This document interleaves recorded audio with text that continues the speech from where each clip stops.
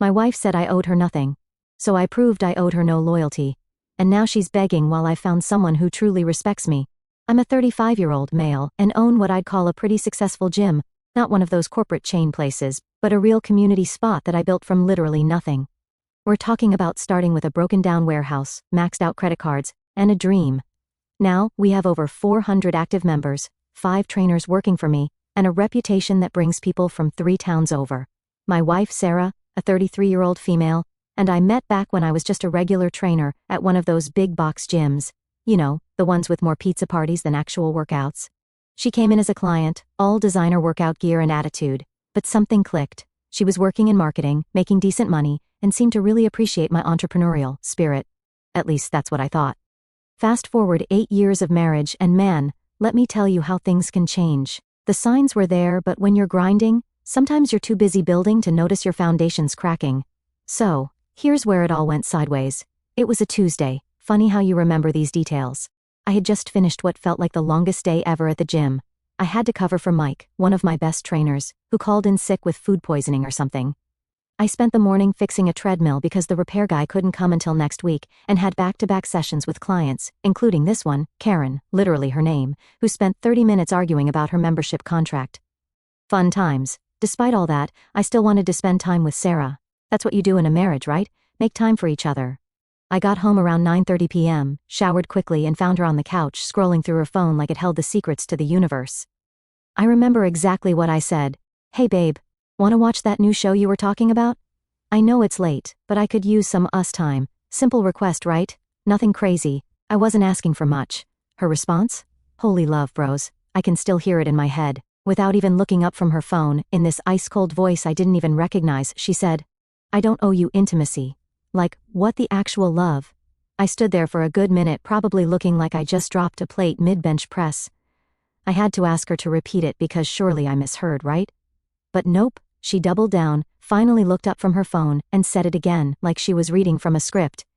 "I don't owe you intimacy. I'm tired of you acting like it's some kind of obligation just because we're married. Now, let me be clear about something. I wasn't even talking about sex.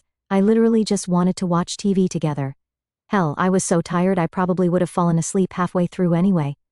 But she took it there, and man, it was like someone just reprogrammed my brain. I started thinking about all the times I'd come home late from the gym, tired as hell but still trying to connect. All the mornings I'd get up at 4:30 a.m. to open up, work until late, then come home and try to be a good husband. Meanwhile, she's there acting like me wanting to spend time together is some kind of personal attack. You know what really gets me? Earlier that same day I had a client, an older dude, probably mid-60s, tell me how lucky I was to own my own business, be in good shape, and have a supportive wife. I remember nodding along, thinking, yeah, I am pretty lucky. Funny how one sentence can make you question everything. The rest of that night was weird as hell. I didn't even argue with her, just said okay, and went to the kitchen to meal prep for the next day. She stayed on the couch, probably posting on social media about how hard her corporate job is or whatever. I didn't sleep much that night. Kept thinking about how we got here. This was the same woman who used to bring me lunch during my shifts at the old gym, who said she loved my ambition when I told her my dream of opening my own place, who promised to be my biggest supporter. Now she treats basic human connection like it's some kind of favor she's doing me, like wanting to spend time with my wife is this huge imposition on her precious phone scrolling time. Looking back, this was the moment everything changed, not because of what she said, though that was pretty messed up, but because it made me finally see things clearly. Sometimes, it takes one moment, one sentence, to wake you up to reality. About a month after Sarah dropped that emotional nuke on our marriage, I was reviewing new membership applications. I usually delegate this stuff to my staff, but after that night with Sarah, I started staying later at the gym. Easier than going home to someone who treats basic conversation like it's a huge favor, you know? That's when I saw her application. Emma, a 31-year-old female physical therapist, recently moved to the area for a job at the new sports medicine clinic. Under fitness goals, she wrote this detailed paragraph about recovering from a college sports injury and wanting to get back to competitive shape, not the usual tone up or lose weight we usually get. This was someone who knew her stuff. She signed up for personal training sessions with me specifically, said she'd checked out our website and liked our approach to functional fitness. Her first session was scheduled for a Tuesday morning at 6 a.m. Early birds are usually the serious ones. Bros, I've gotta be honest here. The first time Emma walked in, I didn't think potential relationship or anything like that. I was in full trainer mode, focused on assessing her form and creating a program. But something was different from the start. The first thing she asked me was, "How long did it take you to turn this place around?" I must have looked confused because she went, "I saw the before pictures on your Instagram. That warehouse renovation was impressive. Like, who actually pays attention to that stuff?" Sarah had complained for weeks when I was renovating this place, said I was obsessed with work. But here's this client, actually interested in the journey. During our first session, in between sets, Emma's asking about business structure, community building, marketing strategies. Not in a nosy way, she was genuinely curious. She mentioned she'd helped the PT clinic she used to work at build their social media presence from scratch. Over the next few weeks, Emma became one of my regular clients, 3 sessions a week, always on time, always prepared. She'd come in with questions about her form, show me research articles about new training techniques, even pointed out ways we could improve our website's booking system. Meanwhile, things at home were getting worse. Sarah's scrolling through her phone while I'm trying to talk about maybe starting a second location. Emma's bringing me articles about successful gym expansions and sharing stories about her PT clinic's growth. One morning, after a particularly rough night at home, Sarah had spent dinner telling me I needed to get some balance in my life. I was pretty much running on caffeine and frustration. I had clients back to back, forgot to eat, typical gym owner stuff. Emma shows up for her session, takes one look at me and says, "You look like you're about to crash." Before I can even respond, she pulls out this protein shake from her bag. "Made extra this morning," she said. "Figured you might need it. It's got that grass-fed whey protein you mentioned liking." It wasn't anything fancy, just a basic shake. But man, the thoughtfulness of it hit different. When was the last time Sarah had done anything like that? Hell, when was the last time she'd even asked how my day was without following it up with a complaint? To be absolutely clear, nothing happened between me and Emma during this time. I'm not that guy, never will be. Everything was completely professional. But it did make me start seeing things differently. Like how Emma would get excited hearing about my plans for the gym's future, while Sarah would roll her eyes and call it my obsession. Or how Emma would notice when I was stressed and offer genuine support while Sarah would use my stress as ammunition in arguments. The contrast was getting harder to ignore. One morning, I'm telling Emma about this new training program I'm developing for senior clients. She immediately starts sharing her PT experience with older patients, offering insights I hadn't even considered. That same evening, I tried telling Sarah about it, and she barely looks up from her phone, just mumbles, "That's nice," like I'm talking about the weather. I remember sitting in my office one day, looking at some paperwork. When it hit me, I was more comfortable talking to a client I'd known for a month than I was talking to my wife of 8 years. That's messed up, right? But here's the thing about Emma. She wasn't trying to replace Sarah. She wasn't trying to do anything except be a good client and eventually a friend. She'd share ideas about the business, sure, but always kept things professional. If anything, her presence just highlighted how far my marriage had fallen. I started dreading going home even more, not because I wanted to be around Emma again, keeping it professional, but because every interaction with her reminded me of what a supportive relationship should look like, even just on a basic human level. You know those movies where the main character has this moment where all these random things suddenly connect? That's what happened to me one random Thursday evening. I was doing the gym's monthly finances, exciting stuff I know, and Sarah walks in complaining about how we never go on fancy dates anymore. Mind you, I'm literally sitting there with spreadsheets showing how she just dropped $3,000 on a shopping spree last weekend. Designer bags, shoes, whatever. But me wanting to reinvest in the business? That's apparently a problem. That's when I started really thinking about our whole relationship.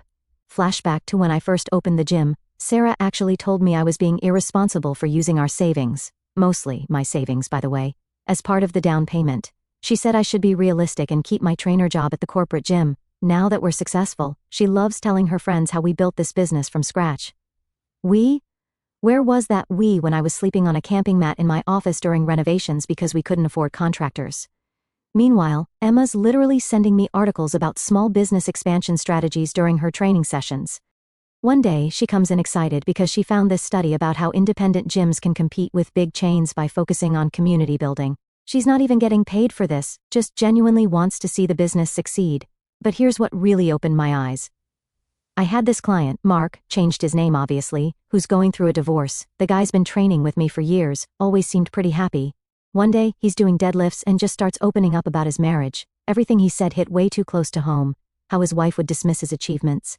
How she'd spend money on herself but criticize his business investments. How she'd tell her friends he was emotionally unavailable, but shoot him down every time he tried to connect. Sound familiar? I started paying attention to Sarah's behavior more closely. I noticed how she'd only show interest in the gym when she could use it to impress people, like when her college friends visited. Suddenly, she's giving them a tour, acting like she's involved in day-to-day operations. Meanwhile, she couldn't even remember the names of my staff who've been with me for years. The money thing really started bothering me too.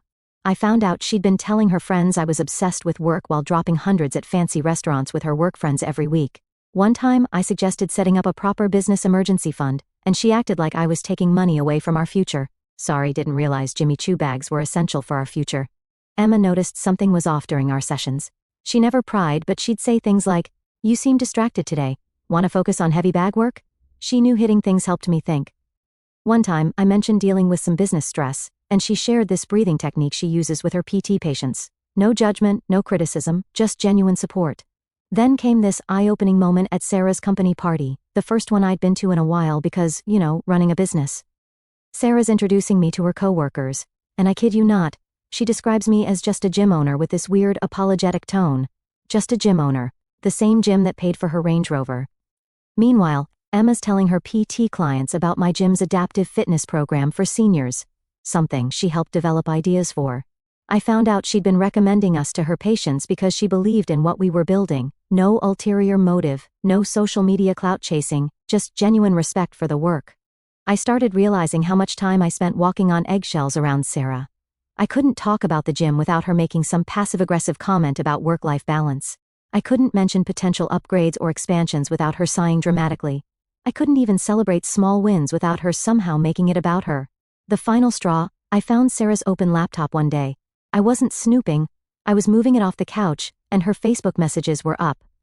She was complaining to her friends about how I chose the gym over her, and was probably cheating with some gym bunny. The same woman who hasn't asked me about my day in months was playing victim online. That night, I couldn't sleep.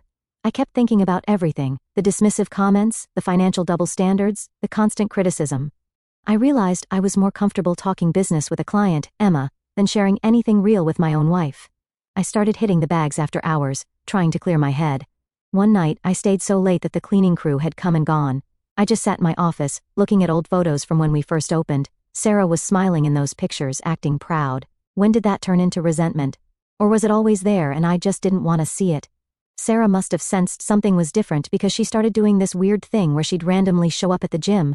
Not to work out, mind you, just to surprise me. After 8 years of barely showing interest in my business, suddenly she's there all the time.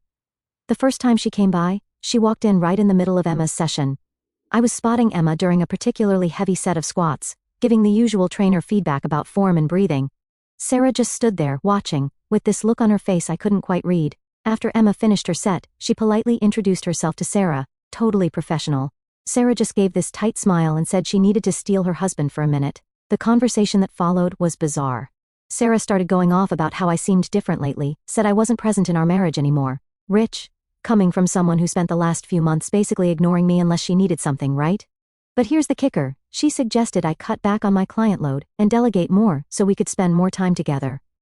Translation, she wanted me to give up the hands-on part of my business that I actually love. The part where I get to help people change their lives. The part that built this whole thing in the first place. Meanwhile, my business was actually growing faster than ever. Word had gotten around about our new adaptive fitness program, the one Emma helped brainstorm, and we were getting referrals from the sports medicine clinic. Sarah's response? Maybe we should hire someone to handle that program so you can focus on management. But check this out, the next day, she posts this long Instagram caption about being a proud gym owner's wife with a photo of our storefront. Didn't mention it was taken months ago, or that she'd spent the last year complaining about how much time I spent there. The comments were full of her friends talking about what a power couple we were. I nearly choked on my protein shake reading that. Emma noticed the change in atmosphere immediately. She started scheduling her sessions during quieter hours, saying she didn't want to cause any tension.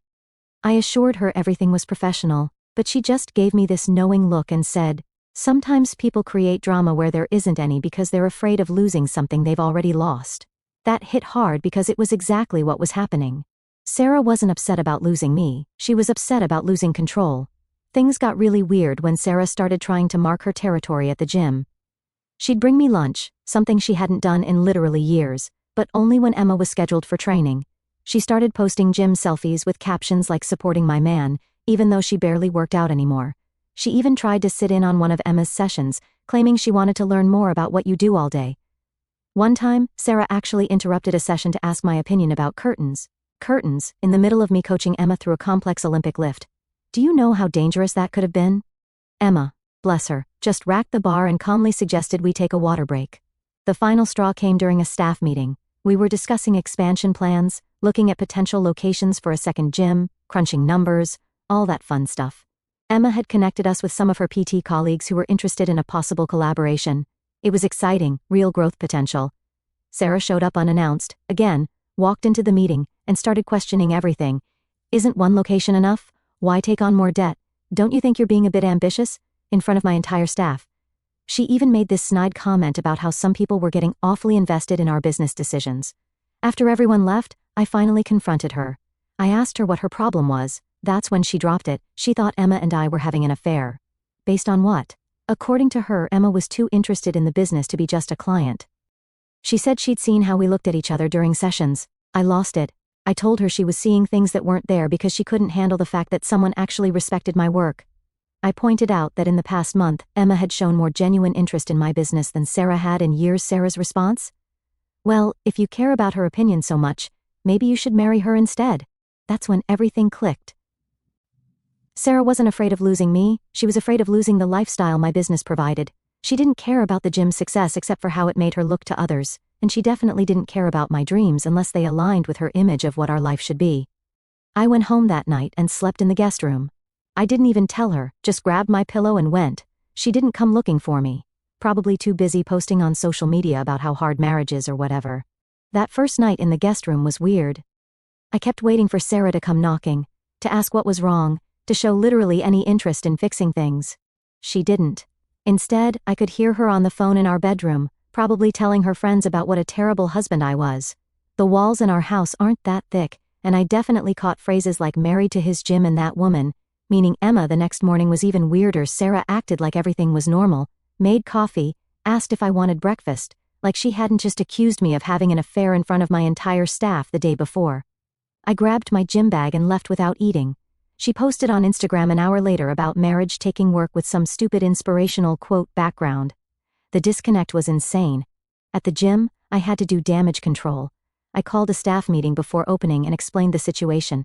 I told them straight up. There was nothing going on with Emma, but my marriage was definitely having issues. They were surprisingly supportive. Mike, my head trainer, actually said he'd been wondering how long I'd put up with Sarah's behavior. Apparently she'd been making comments to staff when I wasn't around. Emma texted, saying she was switching to training with Ashley, our female trainer, to avoid causing more drama. I respected that, but it also made me angry. Why should a paying client have to change their routine because my wife couldn't handle the fact that someone actually valued my work? I told Emma she didn't have to switch, but she insisted, saying something about not wanting to be the reason anyone's marriage had problems. That hit me hard. Here was someone willing to inconvenience herself just to avoid drama, while my own wife was creating drama left and right.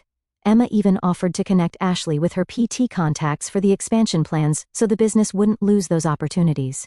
Meanwhile, Sarah was still telling everyone who'd listen that the expansion was a midlife crisis. Things at home got progressively worse. Sarah started this weird campaign of passive-aggressive gestures. She'd cook these elaborate dinners, something she hadn't done in years, but then get mad when I had late clients. She'd schedule date nights without checking my calendar, then play victim when I had prior commitments. She even started showing up at the gym in her old workout gear, trying to recreate how we met or something. One night, she left her laptop open again, starting to think this was deliberate, and I saw her Facebook messages. She was part of this group chat where she was painting this completely twisted version of our marriage. According to her, I was this controlling husband who changed once I got successful, and Emma was this homewrecker trying to steal her man. The responses were wild, her friends suggesting she document everything and protect her assets. Protect what assets? The ones my business paid for? The Range Rover she drives that we bought with gym profits? The designer bags she buys with the disposable income we have because I built something successful? The next day, I did something I should have done months ago. I went to see a lawyer. Not to file for divorce yet, but to understand my options. The lawyer confirmed what I suspected. The business was pretty much protected since I started it before marriage, and Sarah had minimal involvement. I actually showed them screenshots of her social media posts dismissing the gym as my obsession. The lawyer said that could help prove she wasn't involved in building the business. When I got home that evening, Sarah was waiting with this whole production. Candles lit, dinner made, dressed up like she used to when we were dating.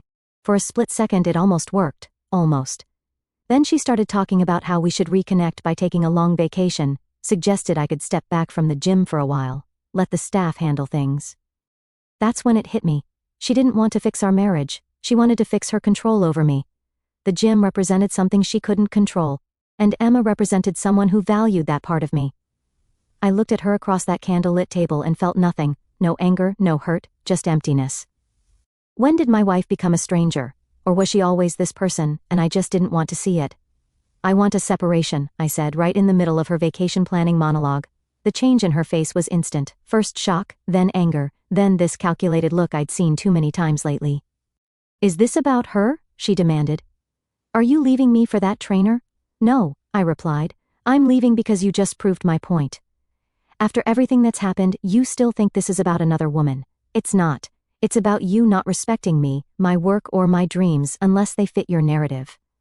She started crying then, not quiet tears but full-on dramatic sobs. Kept saying she'd change, she'd do better, she'd be more supportive. But all I could think about was how she'd been telling her friends to document everything. Her tears didn't seem real anymore.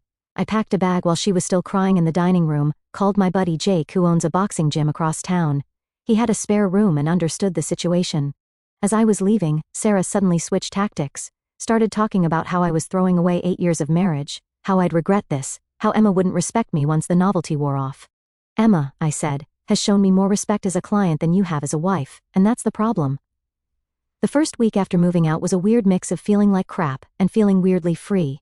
Jake's got this spare room above his boxing gym, nothing fancy, but it felt more like home than my actual house had in months.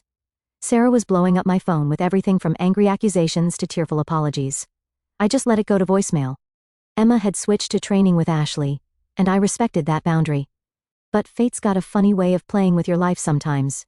About 2 weeks after I moved out, I was grabbing coffee at this little place near the gym, you know, one of those hipster joints where they actually know what they're doing with espresso. And there she was, sitting at a corner table with a laptop and a stack of PT files. I almost turned around and left, didn't want to make things awkward. But she saw me and waved me over. I heard about the separation, she said. No judgment, no pity, just acknowledgement. Turns out news travels fast in the fitness community. We ended up talking for 3 hours, not about Sarah, not about the drama, but about everything else. She was working on expanding her PT practice, maybe opening her own clinic someday. I told her about my plans for the second gym location. It was just easy, no walking on eggshells, no hidden agendas, just two people sharing their dreams and actually giving a damn about what the other person was saying. Meanwhile, Sarah was going full scorched earth. She'd posted this vague Instagram story about staying strong through betrayal or some BS. Her friends were sending me nasty messages about how I was throwing away a good woman. Good woman? The same one who told me she didn't owe me intimacy and tried to sabotage my business?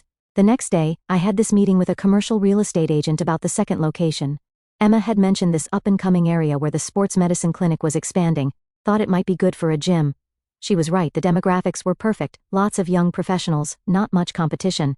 After the meeting I texted Emma to thank her for the tip. She suggested meeting for coffee again to discuss potential PT collaboration opportunities. It was strictly business, but I'd be lying if I said I didn't feel something shift. Here's the thing about Emma that's different from Sarah, she gets it. Not just the business stuff, but the grind, the vision, the why behind what I do.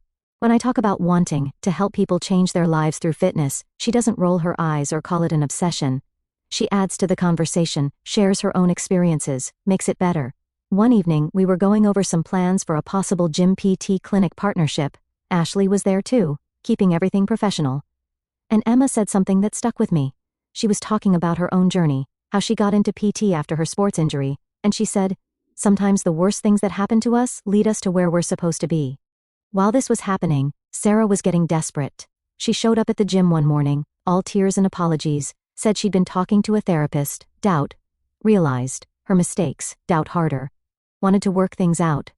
Then, in the same breath, she started questioning me about Emma again. Couldn't even fake remorse without letting her true colors show. The contrast was stark. Sarah saw the gym as competition for my attention. Emma saw it as part of who I am. Sarah tried to change me to fit her image. Emma appreciated me for exactly what I am, a guy who's passionate about fitness and helping people. Things came to a head when Sarah found out about the second location plans. She actually tried to contact the real estate agent to say I was making decisions without consulting my wife. The agent, bless her, called me immediately. I had to explain about the separation. That's when I realized I needed to make this official before Sarah could cause any damage. I called my lawyer that afternoon. While I was there, I got a text from Emma. She'd heard about a grant program for gyms partnering with healthcare providers. No pressure, just passing along information she thought might help. The timing of that message hit different. Later that night, Jake found me hitting the heavy bag after hours. He asked me straight up what was holding me back. Not just with the divorce, but with everything. Made me realize I'd spent so long trying to make Sarah happy that I'd forgotten what made me happy. The next day, I had coffee with Emma again. This time it felt different. Not just business, not just friendship, but possibility. She must have felt it too because she said, "You know, once all this is settled, maybe we should discuss this over dinner instead of coffee."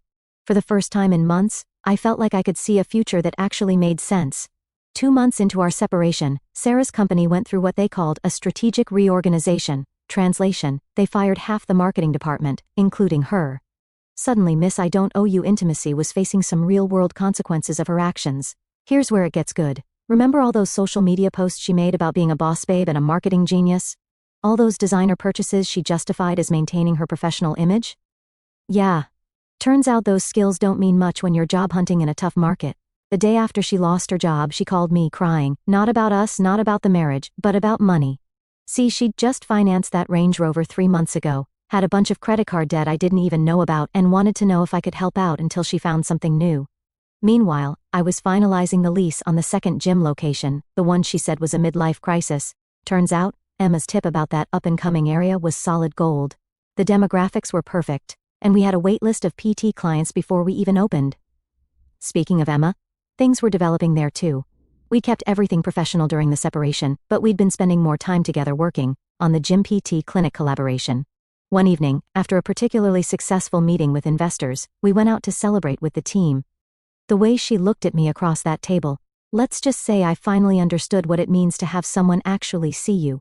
But back to Sarah's karma. She started showing up at the gym unannounced again, but this time with a different agenda. First, she tried the sweet ex-wife routine. All tears and I miss us and we were so good together. When that didn't work, she switched to threats, started telling people I'd abandoned her, that I'd planned this all along. The final straw, she actually tried to claim she deserved part of the second location because she was still technically my wife when I started planning it. My lawyer actually laughed when I told him, showed him the screenshots of her social media posts calling it my midlife crisis, and her messages to friends dismissing my business plans.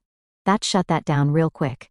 Then came the day of the second location's lease signing. I posted a simple photo on Instagram, just me holding the keys, thanking my team for their support, nothing fancy. Emma had helped review the contract. Her brother's a real estate lawyer, and she tagged along for moral support.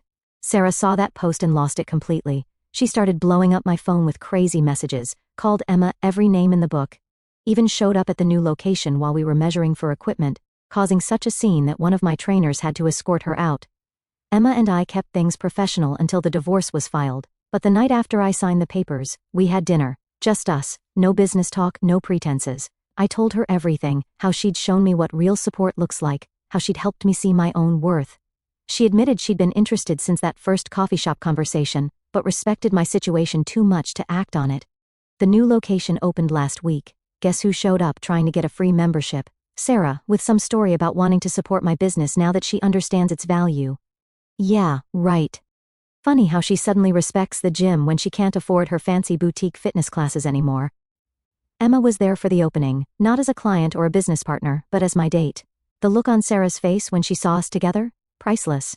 Especially when Emma started talking about our plans for a third location that'll include a full PT clinic. The best part? Sarah's Range Rover got repossessed last week. She's driving a used Civic now. Karma's a beautiful thing, isn't it?